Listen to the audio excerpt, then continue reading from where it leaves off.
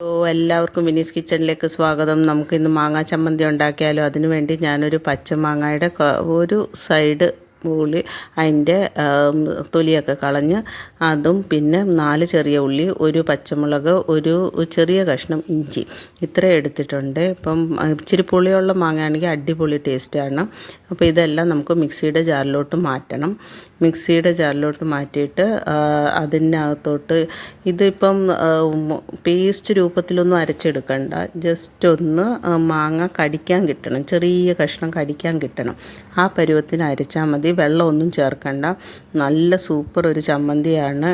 ചോറിൻ്റെ കൂടെയൊക്കെ അടിപൊളിയാണ്, കഞ്ഞിയുടെ കൂടെയൊക്കെ കഴിക്കാൻ. അപ്പോൾ ഇതിൻ്റെ കൂടെ നമുക്കിനി ഒരു 1/2 ടീസ്പൂൺ കാശ്മീരി ചില്ലി പൗഡർ ചേർക്കുന്നുണ്ട്.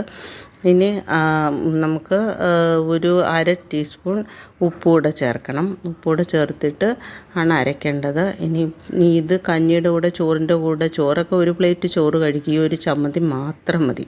ഒരു പപ്പടം കൂടെ ഉണ്ടെങ്കിൽ അടിപൊളിയാണ്. ഇനി നമുക്കൊന്ന് അരച്ചെടുക്കാം. അതിന് വേണ്ടി ഞാനിപ്പം അതൊരു ഞാൻ പറഞ്ഞല്ലോ, ഒരു ചെറിയ കഷ്ണം കടിക്കാൻ കിട്ടണം, എന്നാൽ അതിനൊരു ടേസ്റ്റുള്ളൂ. അപ്പോൾ ഈ ഒരു പരുവത്തിൽ നമുക്ക് അരച്ചെടുക്കാം. കണ്ടോ, ഞാനിപ്പം തുറന്ന് കാണിക്കാം. അപ്പോൾ ഇത് ദോശയുടെ കൂടെയും ടേസ്റ്റാണ്. കണ്ടോ, ഈ ഒരു പരുവത്തിൽ അരച്ചെടുത്താൽ മതി. ഇനി ഇത് നമുക്കൊരു പാത്രത്തിലോട്ട് മാറ്റണം. ഇനി ആ പാത്രത്തിലോട്ട് മാറ്റി കഴിഞ്ഞിട്ട് നമുക്ക് അതിനകത്ത് കുറച്ച് കായപ്പൊടി, ഞാനിവിടെ കുറച്ച് കായപ്പൊടി, ഒരു 1/4 ടീസ്പൂൺ കായപ്പൊടിയും, വേണമെങ്കിൽ കുറച്ച് വെളിച്ചെണ്ണ, ഞാനിവിടെ വെളിച്ചെണ്ണ ചേർത്തിട്ടുണ്ട്, അത് ഓപ്ഷണലാണ്, ഇഷ്ടമുണ്ടെങ്കിൽ ചേർത്താൽ മതി. ഇച്ചിരി വെളിച്ചെണ്ണയും കൂടെ ചേർത്തിട്ട് നന്നായിട്ട് മിക്സ് ചെയ്തിട്ട് എല്ലാവരും ഒന്ന് ട്രൈ ചെയ്ത് നോക്കണം. നല്ല അടിപൊളിയാണ്. തേങ്ങ ഒന്നും വേണ്ട. ഇപ്പം മാങ്ങയുടെ സീസൺ ആയതുകൊണ്ട് മാങ്ങ സർവ്വസാധാരണമായിട്ട് കിട്ടും.